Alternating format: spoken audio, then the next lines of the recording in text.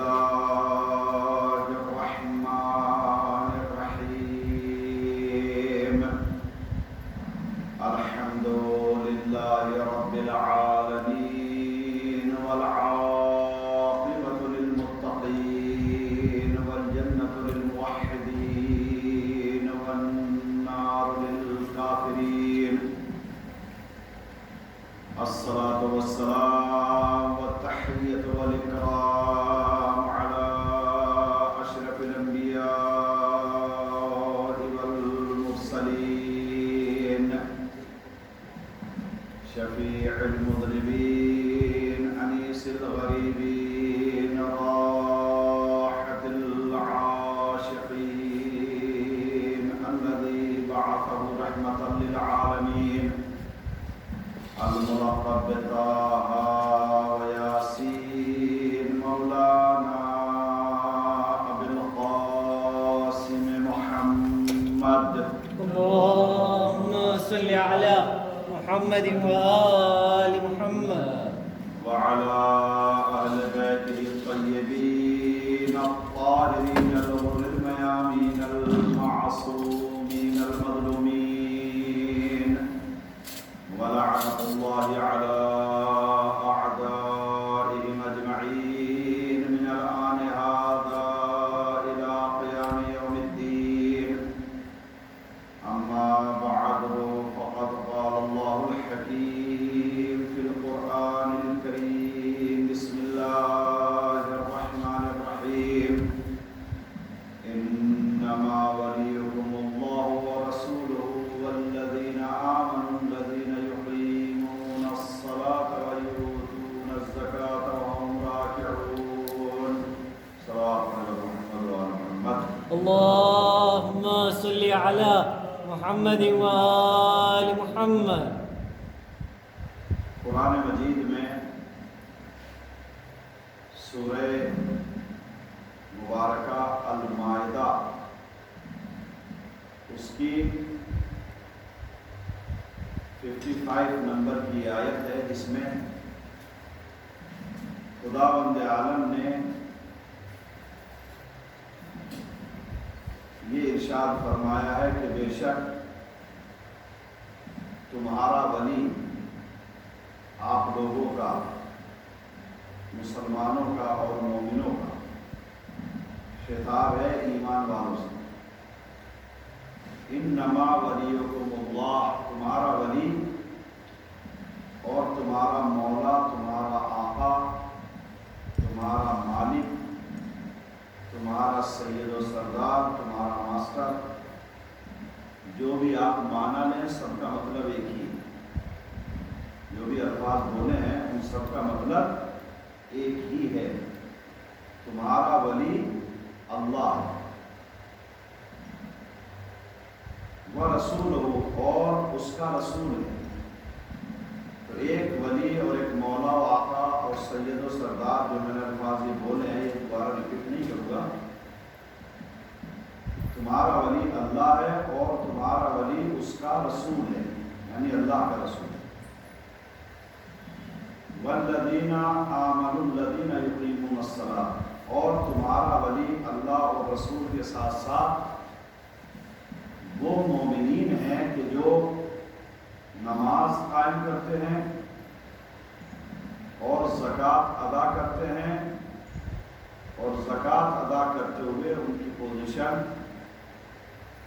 اور ان کی حالت یہ ہوتی ہے کہ وہ رکوع میں ہوتے ہیں وَهُمْ رَاكِعُونَ عربی گرامر میں اگر کسی آدمی کی یا کسی چیز کی بھی اگر حالت اور اس کی پوزیشن بیان کی جاتی ہے تو اسے کہا جاتا ہے جملہ حالیہ ایک ایسا سینٹینس جو کسی بھی پرسن کی کسی بھی آدمی کی پوزیشن کو بیان کرتا ہے جیسے عربی گرامر میں کہا جاتا ہے جملہ خبریہ ایسا سینٹینس کہ جو کوئی آپ کو نیوز دے فلاں آدمی مسجد میں نماز پڑھ رہا ہے یہ ایک خبر ہے نیوز ہے اسے کہا جاتا ہے سینٹینس خبریہ جملہ خبریہ ایک کہا جاتا ہے جملے دعائیہ اس میں دعا ہوتی ہے، پروردگار ہماری اس بات کو قبول فرما، ہماری توبہ کو قبول فرما۔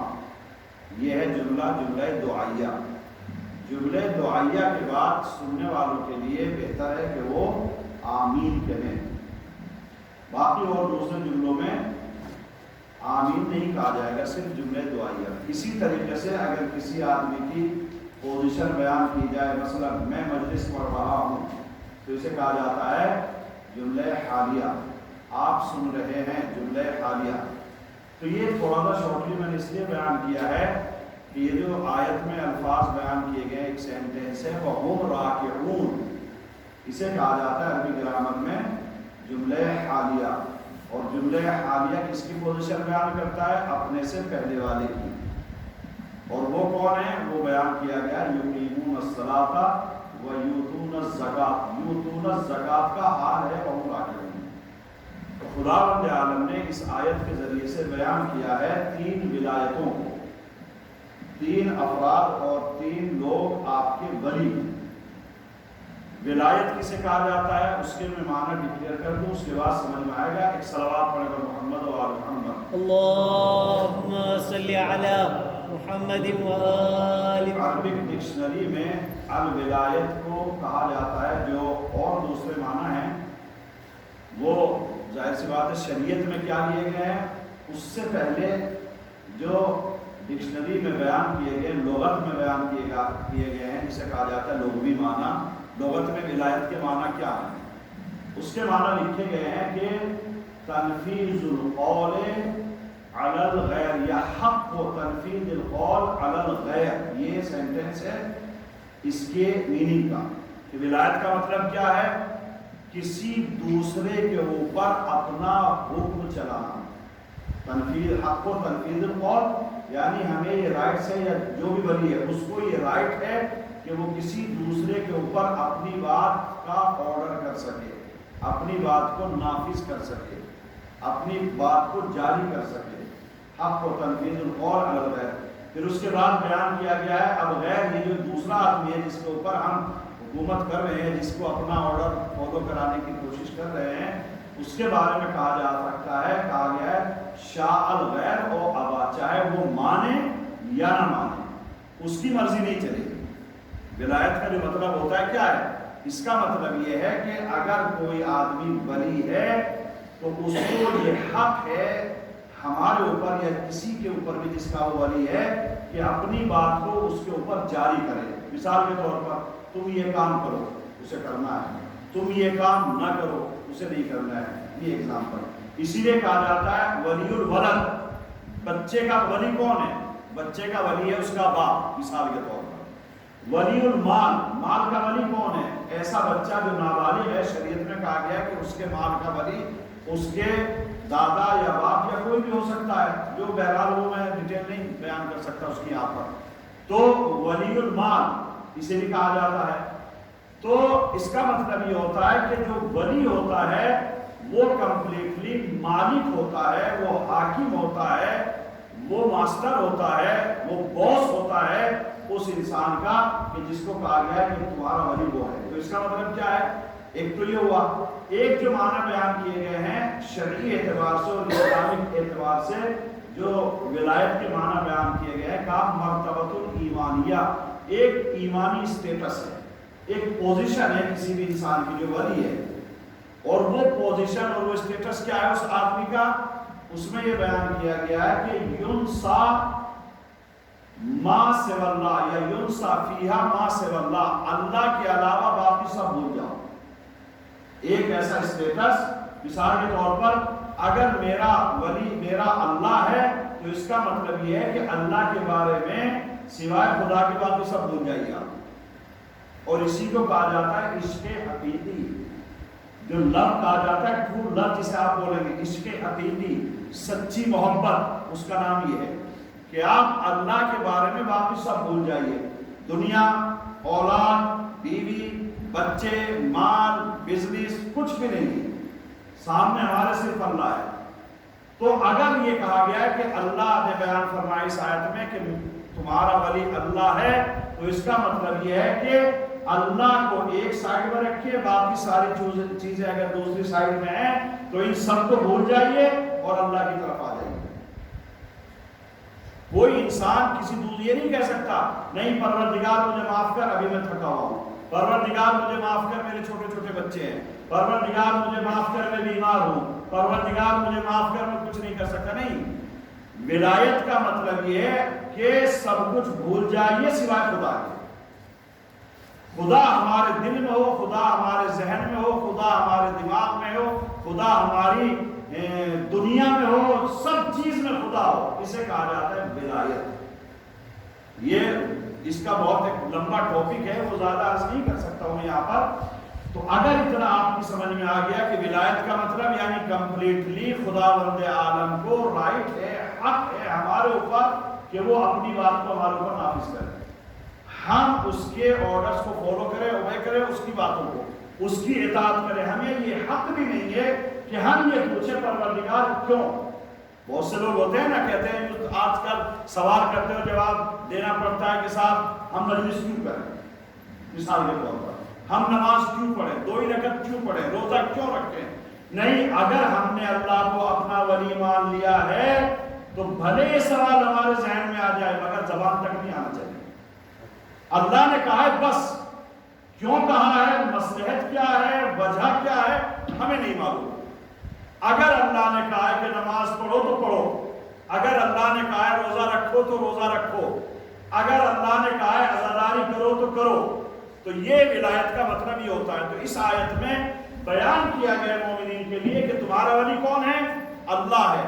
اب اگر اللہ ولی ہے اور کوئی دوسرے کو خداوند عالم ولایت نہیں دے رہا ہے تو اس کا مطلب یہ کہ ہم کسی اور دوسرے کی اطاعت نہیں کر سکتے سوائے خدا کے۔ خدا ہمارا ولی ہے، لیکن اللہ نے صرف ولایت، ایسی ولایت اپنے لیے ہی نہیں رکھی، اس میں اوروں کو بھی شامل کیا ہے، اور اس میں بیان کیا گیا رسول کو کہ تمہارا ولی اللہ اور اس کا رسول ہے۔ تو اگر رسول ولی ہے تو اس کا مطلب کیا ہوا، رسول ولی ہے تو اگر اس نے کہا ہے کہ کھڑے ہو جاؤ تو کھڑا ہونا واجب، اگر اس نے کہا بیٹھ جاؤ تو بیٹھنا واجب، اگر اس نے کہا سو جاؤ تو سونا واجب، اگر اس نے کہا کہ رو تو رونا واجب، اگر اس نے کہا کہ ہنسو تو ہنسنا واجب، اگر اس نے کہا جنگ کرو تو جنگ کرنا واجب۔ یعنی ہم کوشچن نہیں کر سکتے پر یا رسول اللہ ہم کیوں، یا رسول اللہ یا نبی اللہ کیوں نہیں کر سکتے، کیوں؟ اس لیے کہ وہ ہمارے مولا ہیں، وہ ہمارے ولی ہیں۔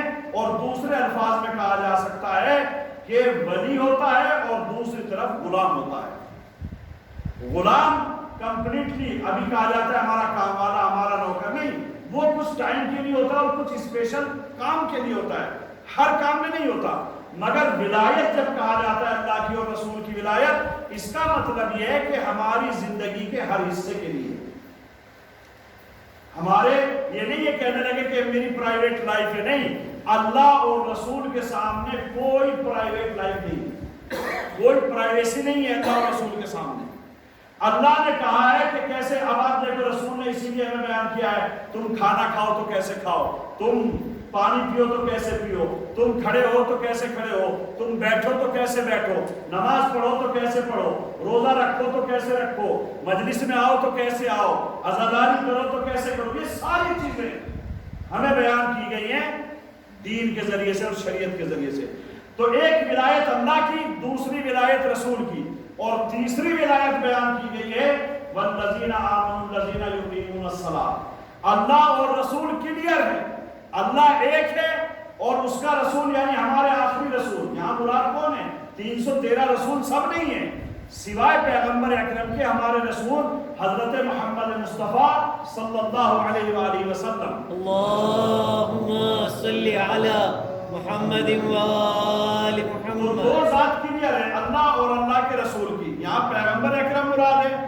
لیکن تیسری ولایت جو اللہ نے اس آیت میں بیان کی ہے وہ یہ ہے کہ ولایت ہے ان لوگوں کی کہ جو مومن ہیں، ایمان والے، اور حالت رکوع میں زکوٰۃ دیتے ہیں۔ یہ صفت بیان کر دی، مومن بہت سے ہیں، اور اگلا جو جملہ ہے کہ حالت رکوع میں زکوٰۃ دیتے ہیں وہ اولاد صرف علی کے لیے ہے، اس لیے کہ آپ دیکھیں گے تمام شیعہ مفسرین جتنے بھی ہیں A to Z، آپ کسی کو بھی نہیں کر سکتے الگ، کوئی ایک شیعہ مفسر آپ کو نہیں ملے گا جس نے یہ نہ کہا ہو کہ یہاں پر مراد جو تیسری شخصیت ہے وہ علی بن ابی طالب. کوئی نہیں منع کرے گا. سب کے سب ہمارے شیعہ علماء یہ کہتے ہیں کہ یہاں پر مراد علی بن ابی طالب ہے, کوئی دوسرا نہیں. کیوں؟ اس لیے کہ انہوں نے مسجد رسول میں رکوع کی پوزیشن میں ایک مانگنے والے کو اپنے ہاتھ کا اشارہ کیا اور اس میں جو انگوٹھی تھی وہ سائل اور سوال کرنے والا نکال کر لے گیا اور آیت فوراً نازل ہوئی. اب تمام شیعہ تو بیان کرتے ہیں کہ علی کی شان میں نازل ہوئی ہے, جتنی بھی آپ تفسیریں دیکھیں گے. اہل سنت کے علماء بھی زیادہ تر یہ بیان کرتے ہیں کہ ایک ہی شخصیت تھی جس نے رکوع کی پوزیشن میں زکوٰۃ ادا کی, جسے زکوٰۃ کا لفظ کہا جاتا ہے, وہ خیرات بھی ہے زکوٰۃ بھی ہے. ایک ہی شخصیت نے یہ کام رکوع کی حالت میں کیا اور وہ ہے علی بن ابی طالب. اس کا مطلب کیا ہوا؟ اس آیت میں 3 افراد کی ولایت اللہ نے بیان کی ہے, اپنی ولایت, رسول کی ولایت اور علی بن ابی طالب کی ولایت. ان تینوں ولایتوں میں کوئی فرق نہیں ہے. کوئی کہنے لگے بھائی خدا تو خالق ہے, پیغمبر اکرم اس کے رسول ہیں, علی اس کے بندے اور اس کے غلام ہیں, گویا خداوند عالم نے انہیں پیدا کیا ہے, تو خالق اور مخلوق دونوں سیم کیسے ہو سکتے ہیں؟ نہیں ہو سکتے. مگر اگر اللہ نے بیان کیا ولایت میں تینوں سیم ہیں, جتنی ولایت اللہ کی اتنی ہی ولایت رسول کی, اتنی ہی ولایت علی کی. نہ اللہ کے آرڈر کو انکار کرنے کا حق, نہ رسول کے فرمان کو انکار کرنے کا حق, اور نہ ہی علی کی باتوں کو انکار کرنے کا حق. اگر کوئی انکار کرتا ہے علی کی بات کا تو اس کا مطلب یہ ہے کہ اس نے اللہ کی بات کا انکار کیا اور رسول کی بات کا بھی انکار کیا. ایک صلوات پڑھیں بر محمد و آل محمد. اللہم صلی علی محمد و آل. نعرہ تکبیر, نعرہ رسالت, نعرہ حیدری. تینوں کی ولایت ایک ہے, اس میں کوئی فرق نہیں. اس لیے اگر اللہ کی اطاعت واجب ہے تو اتنی ہی اطاعت رسول کی بھی واجب ہے, اتنی ہی اطاعت علی ابن ابی طالب کی واجب ہے. کوئی یہ نہیں کہہ سکتا کہ علی تو ہمارے جیسے انسان ہیں. بہت سونے کہتے ہیں نا رسول کو, رسول ہمارے جیسے ہیں. رسول ہمارے جیسے کیسے ہو جائیں گے جب اللہ کے اور رسول اور علی کی ولایت سیم ہے, اس میں کوئی فرق نہیں ہے کہ صاحب یہ اسٹیٹس ہم بیان کریں کہ نہیں اللہ کی ولایت تھوڑا اونچی ہے, رسول کی ولایت تھوڑا اس سے نیچی ہے, علی کی ولایت اس سے تھوڑا کم ہے. ایسا نہیں ہے, تینوں کی ولایت میں کوئی فرق نہیں ہے. قرآن مجید نے بیان کیا ہے ما آتاکم الرسول فخذوہ وما نہاکم عنہ فانتہوا.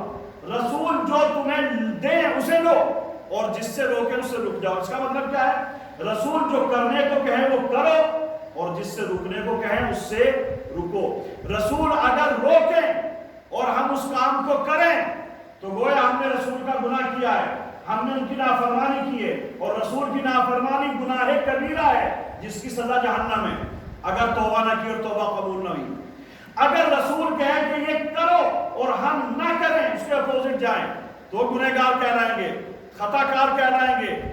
ایسی خطا اور ایسا گناہ کہ جس کے پیچھے پنشمنٹ ہے, جس کے بعد میں سزا ہے, اور سزا اللہ دینے والا ہے. اسی طریقے سے علی بن ابی طالب, اگر علی کچھ کہیں کہ یہ کرو اور انسان کہے میں یہ نہیں کروں گا, تو اس کا مطلب یہ کہ ہم ان کے مخالف ہو گئے, ہم ان کی ولایت کا انکار کر رہے ہیں. اور اگر ولایت کا انکار کیا تو گناہ کبیرہ. علی نے کہا یہ مت کرو اور ہم کہے کہ نہیں کریں گے, تو اس کا مطلب کیا ہوا؟ ہم نے علی کی ولایت کا انکار کیا, اور علی کی ولایت کا انکار گناہ کبیرہ ہے جس کے لیے جہنم بھی ہے, جس کے لیے عذاب بھی ہے, جس کے لیے اللہ کی ناراضگی بھی ہے. تو اس کا مطلب یہ ہوتا ہے کہ جو چیز علی ہمیں کرنے کو کہیں اسے کرنا واجب, اور جس سے رکنے کو کہیں اس سے رکنا واجب. ایک صلوات پڑھیں محمد و آل محمد. اللہم صلی علی محمد و آل محمد. ایسی ولایت اگر کوئی انسان اپناتا ہے اسے کہا جاتا ہے سچا مولائی. بہت سے لوگ بولتے ہیں نا بہت مولائی ہے انسان. مولائی کا مطلب کیا ہے؟ یعنی اپنے نفس کو پیچھے رکھا, اپنی مرضی کو پیچھے رکھا, اپنی چاہتوں کو پیچھے رکھا, جتنی تمنائیں اور خواہشیں ہیں ہماری، انہیں ایک سائڈ میں ہم نے صرف دیکھا ہے کہ علی کیا چاہتے ہیں اور اسی کو کریں۔ ہم نے یہ دیکھا کہ محمد رسول اللہ کیا چاہتے ہیں، اس کو کریں۔ اللہ کیا چاہتا ہے اس کو کریں، تب ہم سچے مولائی کہلائیں گے، تب ہم سچے مومن بھی کہلائیں گے، تب ہم سچے علی والے بھی کہلائیں گے، تب ہم سچے حسین والے بھی کہلائیں گے۔ اس لیے کہ ان کی اطاعت اور ان کی پیروی اور ان کی باتوں کو ماننا ہمارے اوپر واجب ہے، ہر حال میں، ہر پوزیشن میں۔ کوئی انسان یہ نہیں کہہ سکتا کہ میں تو بوڑھا ہوں، انہیں بھی معلوم ہے۔ کوئی انسان یہ نہیں کہہ سکتا کہ میں تو بیمار ہوں، نہیں۔ اگر بیماری کی عالم میں، اگر بڑھاپے کی پوزیشن میں بھی وہ آرڈر کرے کہ یہ کرو، تو ہمارے اوپر کرنا واجب ہے۔ اگرچہ ہم نے یہ دیکھا کہ ہمارے مولا اور آقا اور اللہ اور رسول ایسے نہیں ہیں کہ جو انسان سے وہ کام طلب کرے جو انسان کر نہ سکتا ہو۔ اسی لیے کہا گیا ہے، ہمارے یہاں ایک بحث ہوتی ہے علم فقہ میں کہ تکلیف ما لا یطاق محال ہے، ایسے کام کو کرنے کا آرڈر دینا جو انسان کر نہیں سکتا، ایسا اللہ کبھی نہیں کہے گا۔ کبھی بھی خدا تعالیٰ انسان سے یہ نہیں کہے گا کہ تم یہ کرو اور وہ کر نہ سکتا۔ فور ایگزامپل آپ دیکھیں نماز کا مسئلہ ہے، ایک انسان کھڑے ہو کے نماز نہیں پڑھ سکتا۔ خدا تعالیٰ نے نہیں کہا نہیں مجھے نہیں معلوم تمہیں کھڑے ہو کے نہیں پڑھنا ہے، نہیں، اللہ نے کہا نہیں کھڑے ہو کے پڑھ سکتے، بیٹھ کے پڑھو، بیٹھ کے نہیں پڑھ سکتے لیٹ کے پڑھو، لیٹ کے نہیں پڑھ سکتے اشاروں سے پڑھو، مگر پڑھو۔ اور اشارہ اگر کسی چیز کا بھی نہیں ہے، اگر انسان زندہ ہے تو کم سے کم اس کی آنکھیں تو اوپر نیچے ہوں گی، ان کے ذریعے سے ادا کرو۔ روزہ رکھ سکتے ہو تو رکھو، اسے کہا جاتا ہے ولایت۔ ہمارے اوپر واجب ہے کہ ہم فالو کریں ان کے احکام کو، اور اللہ رسول اور امام ہمیں کبھی بھی ایسا کام نہیں کرنے کو کہیں گے جو ہم نہیں کر سکتے۔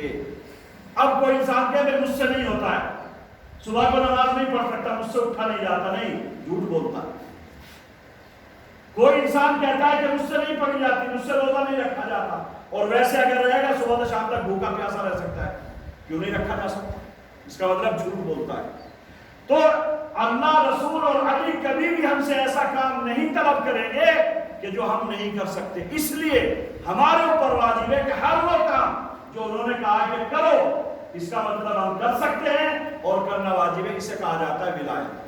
ایک صلوات پڑھے کر محمد و آل محمد۔ اللہم صلی علی محمد و آل محمد۔ اور جو کمپلیٹلی اسی طریقے سے علی ابن ابی طالب کو فالو کرتا ہے، اسے کہا جا سکتا ہے، اسے کہا جاتا ہے سچا شیعہ، اسے کہا جاتا ہے علی کا چاہنے والا، اسے کہا جاتا ہے علی کا محب، اسے کہا جاتا ہے شیعان علی یا شیعان امیر المومنین، جو امام علی کے نقش قدم پر چلتے ہیں، ان کی باتوں کو فالو کرتے ہیں۔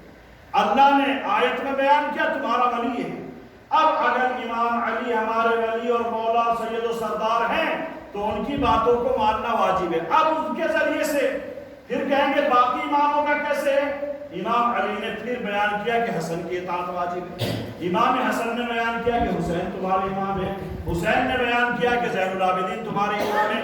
اس طریقے سے پھر ان کی ولایت بھی ہمارے اوپر واجب ہو جاتی ہے۔ جس دن ہم نے صحیح طریقے سے ولایت کو سمجھ لیا، علی کی صحیح طریقے سے اہل بیت کی ولایت کو سمجھ لیا، یقین جانیے ہماری قوم میں، ہماری کمیونٹی میں، ہمارے مذہب میں ساری خرافات اور ساری بدتمیزیاں ختم ہو جائیں گی۔ ہماری کمیونٹی میں کچھ ایسا خراب نہیں رہے گا کہ جس کو کہا جا سکے کہ اس کی اصلاح کریں۔ کیوں؟ اس کا ایگزامپل ملتا ہے۔ آئیے دیکھیں ولایت کو کیسے امپلیمنٹ کرتے ہیں چاہنے والے انسان کے، یہ کیسے ہو سکتا ہے۔ ایک صلوات پڑھے کر محمد و آل محمد۔ اللہم صلی علی محمد و آل محمد۔ جنگ صفین میں مالک اشتر معاویہ کے خیمے کے قریب ہیں، تلوار ہاتھ میں، اور 2 منٹ یا 1 منٹ کا وقت ہے، اگر تلوار چلائے تو معاویہ ختم ہو جائے گا۔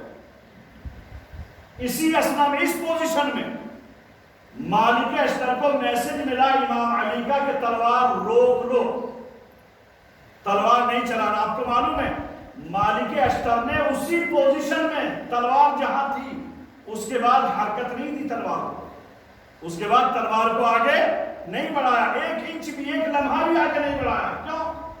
اس لیے کہ کہہ سکتے تھے میں بہادر ہوں ابھی خاتمہ کر دیتا ہوں معاویہ کا، نہیں، مولا نے کہا تلوار روک لو تو تلوار کو وہیں پر روک لیا، اس کے بعد ایک لمحے کے لیے آگے نہیں بڑھایا۔ اسے کہا جاتا ہے ولایت۔ اب میری مرضی نہیں ہے، اب میری خواہش نہیں ہے، اب میری طاقت نہیں ہے، میں اپنی مرضی کا مالک نہیں ہوں، میری مرضی کا مالک علی ہے۔ علی نے کہا روک لو، وہیں پر تلوار روک کے واپس آ گئے۔ یہ بھی نہیں کہا مولا کیوں؟ آپ اگر جنگ صفین پڑھیں گے واپس آنے کے بعد بھی نہیں پوچھا مالک اشتر نے، مولا آپ نے کیوں روک دیا مجھے؟ جنگ کا خاتمہ ہونے والا تھا، معاویہ ختم ہو جاتا، آپ نے کیوں روک دیا؟ آنے کے بعد بھی نہیں پوچھا، کیوں؟ اس لیے کہ جانتے ہیں کہ وہ میرا ولی ہے، وہ میرا مولا ہے، وہ میرا آقا ہے، مجھے یہ بھی حق نہیں ہے کہ میں پوچھوں کہ آپ نے ایسا کیوں کیا۔ جس دن ہم نے ایسے ولایت کو سمجھ لیا اس دن ہم کہلائیں گے سچے علی والے۔ ایک صلوات پڑھیں در محمد و آل محمد۔ اللہم صلی علی محمد و آل محمد۔ اب سوچئے ولایت کتنی امپورٹنٹ ہے اور کتنی اہم ہے یہ آیت میں علی کی ولایت اور علی کی حاکمیت اور علی کو جو مولا بیان کیا ہے۔ جناب شیخ صدوق علیہ الرحمہ ہمارے بہت بڑے عالم دین گزرے ہیں، انہوں نے اپنی ایک کتاب میں ایک روایت لکھی ہے۔ ایک صلوات پڑھے بر محمد و آل محمد۔ اللہم صلی علی محمد و آل محمد۔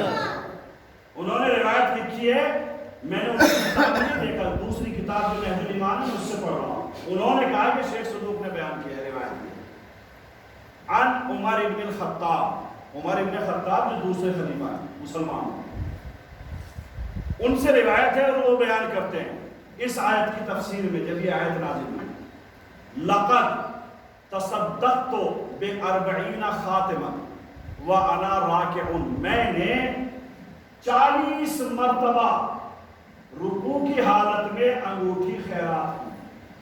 کتنی مرتبہ؟ 40 مرتبہ۔ لقد تصدقت ب40 خاتما، 40 انگوٹھیاں میں نے صدقہ دی، خیرات کی، وانا راکع، اس پوزیشن میں کہ میں رکوع کی حالت میں تھا۔ کیوں؟ کیا ضرورت تھی انگوٹھیاں دینے کی؟ لِيُنَزَّلَ مَا نَزَلَ فِي عَلِي ابن ابی طالب، تاکہ ایسی ہی آیت جیسی علی ابن ابی طالب کے لیے نازل ہوئی میرے لیے بھی نازل ہو جائے۔ فَمَا نَزَلَ، مگر 40 انگوٹھیاں دے دی، اس کے بعد بھی ایک آیت تک نازل نہیں ہوئی۔ اب بتائیے اگر یہ مبوصلہ بولتے ہیں کیا ہے، علی نے حالت رکوع میں زکوٰۃ دینی کوئی بڑی بات تھوڑا ہی ہے، تو حضرت عمر نے اس کو ریپیٹ کیوں کیا 40 مرتبہ؟ یہ کلیئر ہے الفاظ، یہی روایت کے الفاظ، میں نے 40 مرتبہ کیا ہے مگر آیت نازل نہیں ہوئی۔ کیوں؟ اس لیے کہ اللہ کوئی پاگل نہیں ہے، اللہ بے وقوف نہیں ہے، اللہ سب سے عقل مند ہے، اللہ سب سے طاقتور ہے، اللہ سب سے بڑا عالم ہے، اللہ کے مقابلے میں ہم کسی کو بھی نہیں لا سکتے۔ یہ سمجھ رہے تھے کہ شاید اللہ کو بھی دھوکہ دیا جا سکتا ہے، جبریل آیت لے کر آ جائیں گے، نہیں۔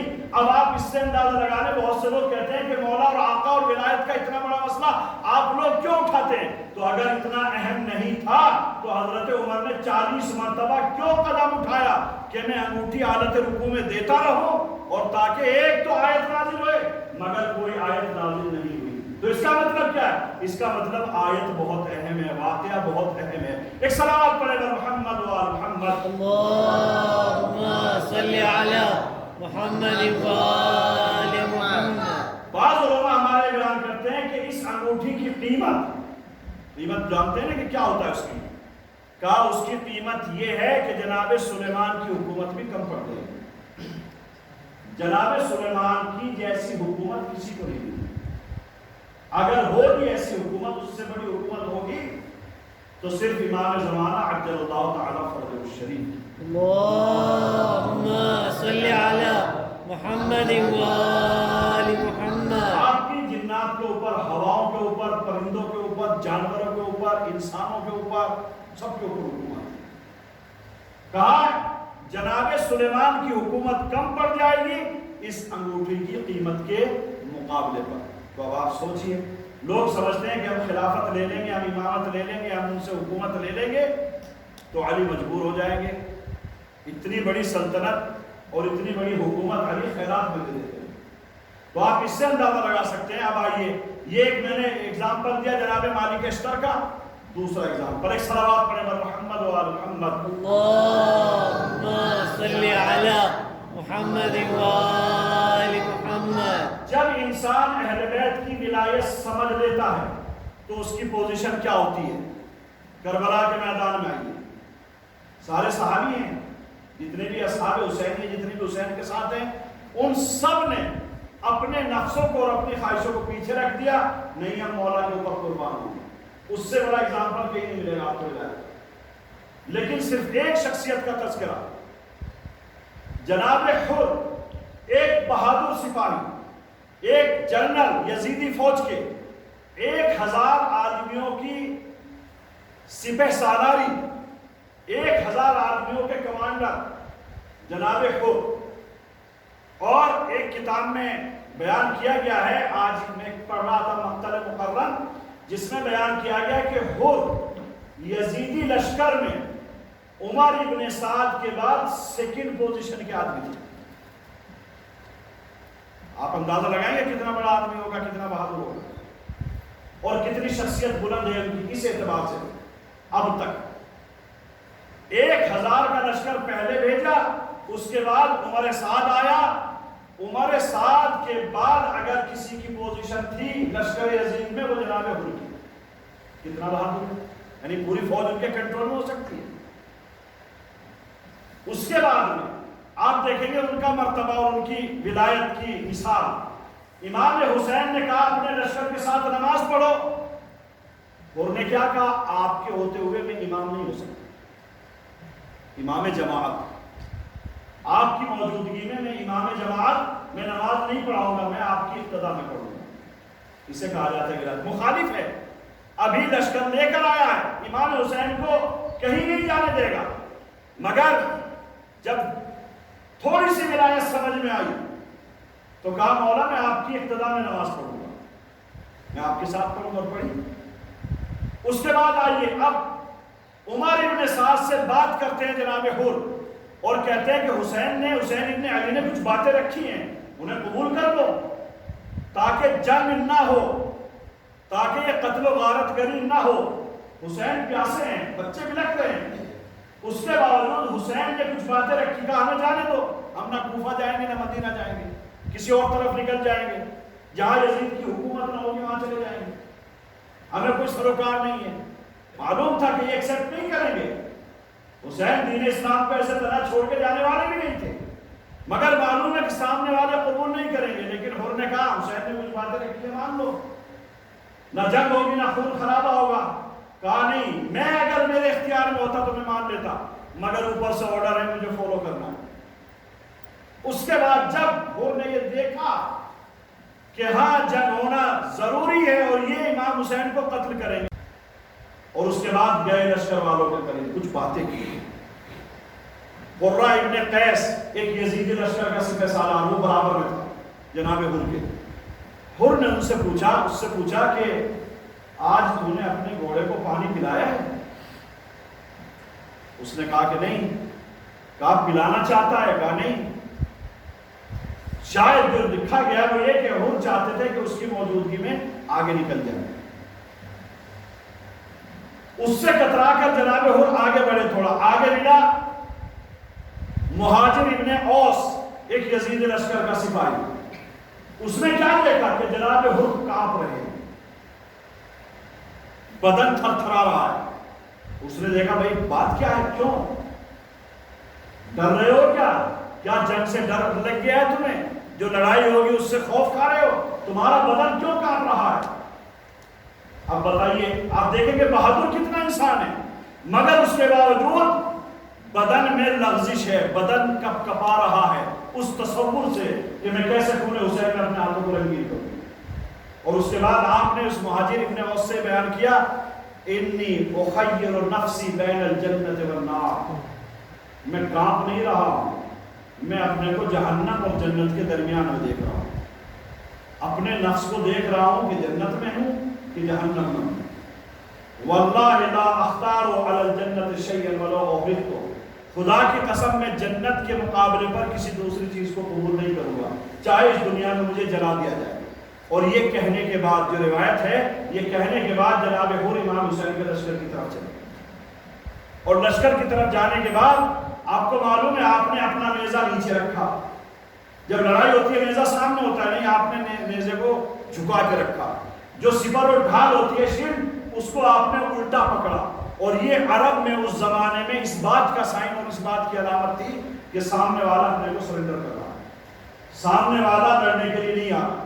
ایک یہ روایت ملتی ہے، ایک روایت یہ ملتی ہے کہ نہیں، جب گئے ہیں جناب حور تو جناب عباس اور علی اکبر کا سامنا ہوا اور آپ نے کہا کہ میں حسین سے ملنا چاہتا ہوں، معافی مانگنا چاہتا ہوں۔ تو جناب عباس نے کہا ایسے نہیں جا سکتے، اپنی زرہ اتارو، اپنی تلوار ایک طرف رکھو، اپنا ڈھال ایک طرف رکھو، اور ایسے جاؤ جیسے قیدی جاتے ہیں۔ اور جناب حور ایسے ہی گئی۔ یہ دونوں واقعات ملتے ہیں کس طریقے سے۔ اب آئیے دیکھیں ولایت کو کیسے امپلیمنٹ کیا جناب حور نے کربلا میں، ولایت کو کیسے سمجھایا ہے ہمیں۔ آج بھی ایسا نہیں ہے کہ محرم اور چہروں اور مجلسیں ہمیں موقع دیتی ہیں اس بات کا کہ اگر ہم اپنے گناہوں اور اپنی خرابیوں کی وجہ سے اگر ہم یزیدی کردار کو اپنائے ہوئے ہیں تو حور بن کر حسین کے صف میں آ جائیں۔ آج بھی امام حسین ہمیں معاف کرنے کو تیار ہیں۔ ایک صلوات پڑھے گا محمد و آل محمد۔ اللہم صلی علی محمد و آل محمد۔ آپ کو جوڑا اور اس کے بعد میں زیادہ تفصیل ٹائم نکل جائے گا۔ آگے بیان فرماتے ہیں امام حسین کے قریب، اللہم انی انیب الیکا فتب علی، پروردگار میں تیری بارگاہ میں اپنے گناہوں کا اعتراف کرتا ہوں، میں تیری بارگاہ میں توبہ کے لیے ہاتھ بڑھاتا ہوں، پروردگار میری توبہ کو قبول فرما۔ لقد ارعبت قلوب اولیائک و اولاد نبیک، میں نے تیرے ولیوں کا، میں نے تیرے مومنین کا اور تیرے نبی کے اولاد کا دل دکھایا ہے۔ یا ابا عبداللہ انی تائب فہل لی من توبہ، اے حسین میں توبہ کر رہا ہوں، میں گناہوں کا اعتراف کر رہا ہوں، کیا میرے لیے بخشش کا سامان ہے؟ کیا میری توبہ قابل قبول ہے؟ آپ کو معلوم ہے حسین کتنا کریم ہے، یہ بھی دکھایا کہ ہمارا ولی اور ہمارا مولا اور ہمارا آقا اپنے بندوں کے اوپر، اپنے غلاموں کے لیے، اپنے چاہنے والوں کے لیے کتنا کریم ہوتا ہے۔ حسین نے پھر یہ نہیں کہا اور تم نے ہمیں روکا، حسین نے یہ نہیں کہا اور تم نے ہمیں پریشان کیا، حسین نے یہ نہیں کہا اور تم نے میری نجات فرض پر ہاتھ ڈالا، حسین نے یہ نہیں کہا اور تم مجھے اس میدان میں لے کر آیا ہے، مگر نہیں، کہا گیا کہ جیسے ہی حور نے یہ سوال کیا، اے میرے مولا کیا میری توبہ قابل قبول ہے، حسین نے حور کو سینے سے لگا لیا اور اس کے بعد میں بیان فرمایا ہے، اے حور تو دنیا میں بھی آزاد ہے، آخرت میں بھی آزاد ہے۔ آزادارو اسے کہا جاتا ہے سچی ولایت، اسے کہا جا سکتا ہے سچی ولایت کا ایک حق کس طریقے سے ادا کیا ہے، یہ جناب حور نے ہمیں کربلا میں سمجھا دیا۔ آپ کو معلوم ہے یزیدی لشکر میں پورا عیش و آرام تھا، حسینی لشکر میں بھوک اور پیاس تھی، حور کو معلوم تھا کہ کچھ دیر کے بعد میں قتل کر دیا جاؤں گا، میرا مال لوٹ لیا جائے گا، میرے بیوی بچے برباد ہو جائیں گے، میرا گھر تاراج کر دیا جائے گا، مگر جب سچی ولایت ہوتی ہے انسان پھر ان تمام چیزوں کی طرف خیال بھی نہیں کرتا ہے، اور یہی وجہ ہے کہ حور آئے ہیں۔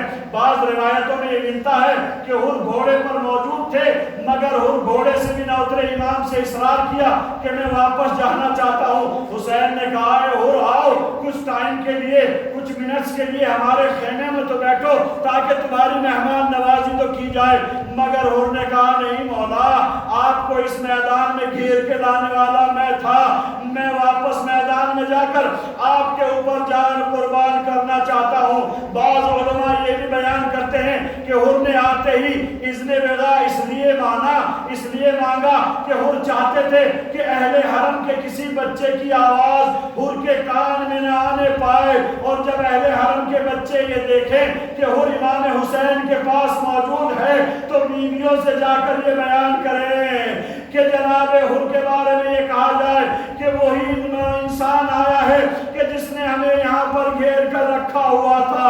عزادارو بعض روایت میں یہ بھی ملتا ہے کہ جناب حور نے پہلے یہ کہا اے میرے آقا، اے میرے مولا، پہلے میرے بیٹے کو اذن وغیرہ دیجئے تاکہ میں یہ دیکھ سکوں کہ جوان بیٹے کا داغ، جوان بیٹے کا لاشا دیکھنا کتنا تکلیف کا سبب ہوتا ہے۔ عزادارو جناب حور کے بیٹے کو اجازت ملی، میدان وغیرہ میں گیا، اپنے بابا کو مدد کے پکارا، اور جب جنازے پر پہنچتے ہیں تو کیا دیکھتے ہیں کہ حسین پہلے سے موجود ہیں، اور ایک مرتبہ حسین حر سے کہتے ہیں اے میرے مہمان، ارے جوان بیٹے کا لاشا دیکھنا آسان نہیں ہے، میں کہوں گا مولا ارے آپ حر کو تو نصیحت فرما رہے ہیں، کچھ ہی دیر کے بعد یہ منظر آپ کے لیے بھی ہوگا جب آپ کا کڑیل جوان سینے پہ برچھی کی انی کھائے ہوئے ہوگا، کوئی آپ کو دلاسا دینے والا نہ ہوگا۔ عزادارو، مظلوم کربلا نے حر کے بیٹے سے جناب حر کو ہلاک کیا، اور پھر جناب حر جب گئے ہیں تو کہا جاتا ہے کہ میدان رغا میں کوفیوں کو سمجھایا، کہا تم وہ لوگ تھے جنہوں نے حسین کو خط لکھے، ارے تمہاری غیرت کو کیا ہو گیا؟ فرزند زہرا اور اس کے اہل حرم بھوکے پیاسے ہیں، ارے تمہاری غیرت کو کیا ہو گیا؟ وہ نہر فرات کہ جس سے کافر بھی پانی پی رہے ہیں، مجوسی بھی پانی پی رہے ہیں، یہودی بھی پانی پی رہے ہیں، جانور بھی پانی پی رہے ہیں، مگر فرزند زہرا کے اوپر تم نے اسی پانی کو حرام کر دیا ہے۔ عزادارو، جناب حر نے آگے بڑھ کر پھر حملہ کیا، اپنے آقا کو مدد کے لیے پکارا، کیا دیکھتے ہیں مولا امام حسین جب حر کے سرانے پہنچے تو کیا دیکھا کہ پیشانی سے خون روا دوا ہے۔ مظلوم کربلا نے حق میزبانی اس طریقے سے ادا کیا کہ حسین کے پاس اپنے مہمان کی تواضع کے لیے پانی تک موجود نہ تھا، مگر مولا نے دست مبارک سیدہ سے بنا ہوا رومال نکالا، حر کی پیشانی کے اوپر باندھا تاکہ خون رک جائے۔ میں کہوں گا حر، ارے تو نے دیکھا ہے، ایک روایت اور ملتی ہے کہ مولا امام حسین نے حر کا سر اپنے زانو کے اوپر رکھ کر فرمایا تھا اے حر، ارے تیری ماں نے کتنا بہترین تیرا نام رکھا تھا، تو دنیا میں بھی آزاد ہے، تو آخرت میں بھی آزاد ہے، رومال سیدہ کا تحفہ تیری پیشانی کے لیے قیامت تک عطا کیا جا رہا ہے۔ الا لعنت اللہ علی القوم الظالمین وسيعلم الذين ظلموا أي منقلب ينقلبون۔ الہی بحق الزہرا و ابیہا و بعلہا و بنیہا، پروردگارہ ہماری اس مختصر سی عبادت کو قبول فرما، محمد و آل محمد کے صدقے میں ہمارے آنسوؤں کو جناب فاطمہ الزہرا کے رومال میں جگہ عطا فرما، پروردگار عالمین آنسوؤں کو آخرت میں ہماری بخشش کا سامان قرار فرما۔ یا اللہ، محمد و آل محمد کے صدقے میں حسین کے عزادار جہاں کے لیے آباد، ان کی جان مال عزت و آبرو کی حفاظت فرما۔ پروردگارہ بحق محمد و آل محمد تمام عزاداروں کو اخلاص کے ساتھ عزاداری منعقد کرنے کی توفیق عطا فرما۔ دنیا میں جہاں کہیں بھی عزاداری کے اوپر مشکلات ہیں، پروردگار ان مشکلات کو دور فرما۔ یا اللہ، بحق محمد و آل محمد، پروردگار محمد و آل محمد کے صدقے میں امام زمانہ کی ظہور میں تعجیل فرما، ہم سب کو ان کے ناصرین و مددگار میں شمار فرما۔ ربنا تقبل منا انک انت السمیع العلیم